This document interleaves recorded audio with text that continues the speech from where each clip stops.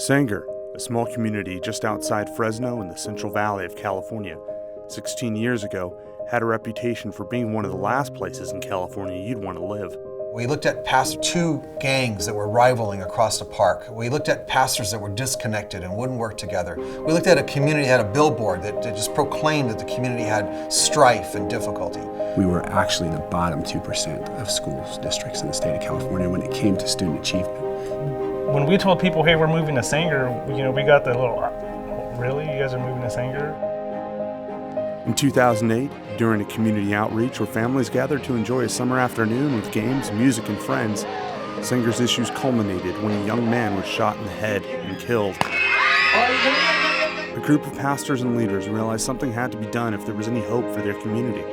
They began meeting with politicians, police and fire departments, educators, and community organizers, and the Sanger Community Task Force was born. The problem is that churches and communities are siloed. You have this group doing good things, this group doing good things, this group doing good things, but nobody knows what the other person is doing. In response to challenges that would, I think, really startle any community, groups have come together on a regular basis and they've built relationships amongst each other and to work with each other to understand what in fact is happening in the community. Having a task force, one place to go where you can connect, communicate, and collaborate to make a bigger impact and help more people, that's why a task force is necessary.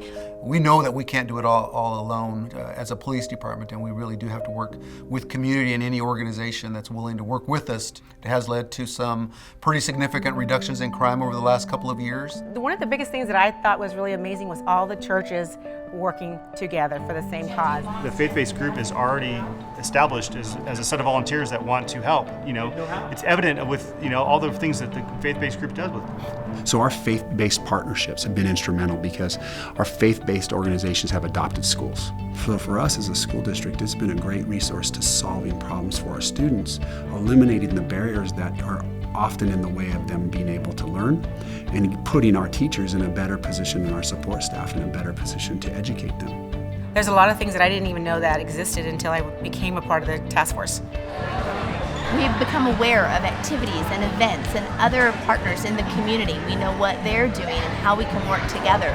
I think the coolest part for me is sitting there and listening to somebody have an issue, knowing that you're going to be able to help them kind of make something great, not just for your department and your division or your organization, but for your whole community. We even had one time when this boy who had been bullied came to the task force meeting and said, I really want to do something about bullying. We stopped the meeting and let him share his story. And out of that story, Stand Up and Be Heard was started. We went up there to talk to Community Task Force, and then that's where everybody started knowing about it. Having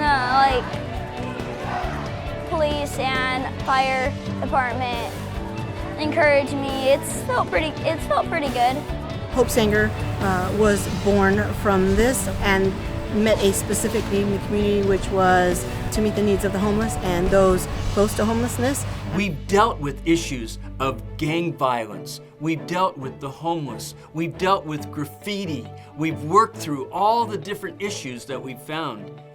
By 2010, we were anointed as a top 10 district in the state of California. So we moved in a concerted effort over the last 6 years. The reality is Superman's probably not coming to save all of us. We have to figure out ways to do that. And the work of the Community Task Force here in Sanger has been a really wonderful example of people doing the hard work of coming together, learning from each other, learning about each other, and really trying to find ways to connect the dots. And so I really celebrate what's happening in a community like Sanger and look at that as something we can do in many cities. The city of Sanger and the Sanger Unified School District are better because of the Community Task Force, which grew itself out of some really tragic circumstances. But in the end, it's doing so much good for so many people.